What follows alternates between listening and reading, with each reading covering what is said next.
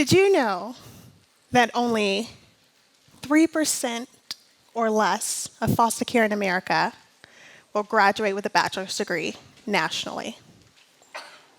And of that, 1.5% of foster care alumni in Texas will graduate with a bachelor's degree.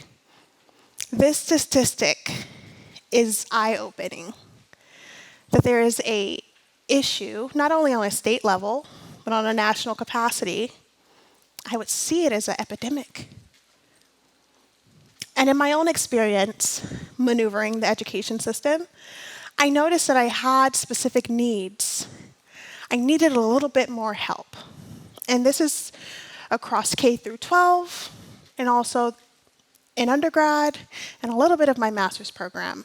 I needed to reach out for additional resources and support. And so in K through 12, I was noted as a gifted and talented student, an individual who experienced trauma in early development was then this gifted and talented student. And as today, a PhD student, I'm like, well, maybe they were right. Maybe I am talented. Kind of make me feel good a little bit. But as far as mental health and academia, I realized that in addition to my experiences as a child and also as a young adult, I also had familial trauma. I had financial trauma, academic trauma, and this was all impacting my quality of life as I sought a higher education. And what does this look like for an individual who is trying to fight against the odds? It's a little hard. It took a lot of convincing myself that, one, I deserved it, because for a while I felt like, well, I don't think I'm one of those people that really deserve, And so I had to really work that into my idea of who I was as a person. And as I transitioned into higher education, I had another issue. So in the system, I had my biological name, and I had to maneuver that through the Social Security Administration office, department. And that was a 6-month process in the time that I was preparing for my freshman year of college. And so, as you all know me today, Dellandra Adams, I am a much different person than I was a few years ago, just as much as I'm a much different person than I was as a child. And realizing, as a child, I had specific needs. And then I'm identifying my own needs of inclusivity and diversity. Is my brain different? What is my brain doing? How is my brain health as I'm seeking higher education? And there's intersectionality in that.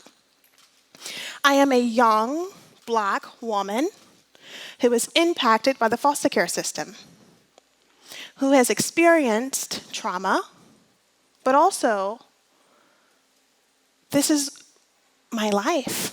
And am I going to go in a positive direction, or will it go in a negative direction? It was my decision to make.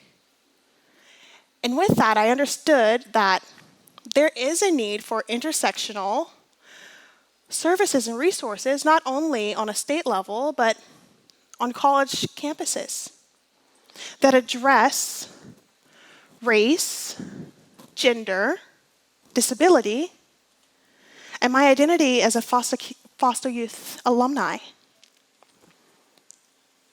And so in my own experiences, there were times where I realized, I probably need to receive counseling and therapy.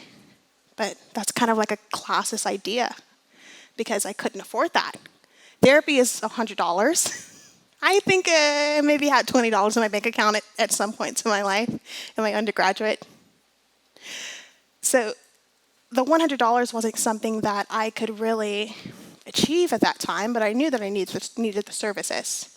And so then I identified the systems of oppression that, hey, I need a little bit more.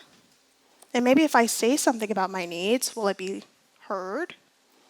Or am I just whiny? I should just be grateful to be born into a society that has a foster care system in place. And so I see myself as an individual in an indivisible community. It's an invisible community because foster care alumni may not want to be identified. It's tied to the experiences that are very raw. Okay, and this is complex trauma that changes the structure of the brain. And so how was I going to identify my strengths? How was I going to seek my individuality in this individualistic society? And so I needed a role model, and I understood that. And so I reached out for supports. I have help-seeking behaviors, which is a very much protective factor for me. And so I realized, wow, there's a lot of lack of representation. Possibly we need trauma-informed teaching as well as an intersectional framework for foster care alumni on college campuses. And I understand the complexity of education as well. It's such a new idea. And then I questioned, is education accessible? I would say no.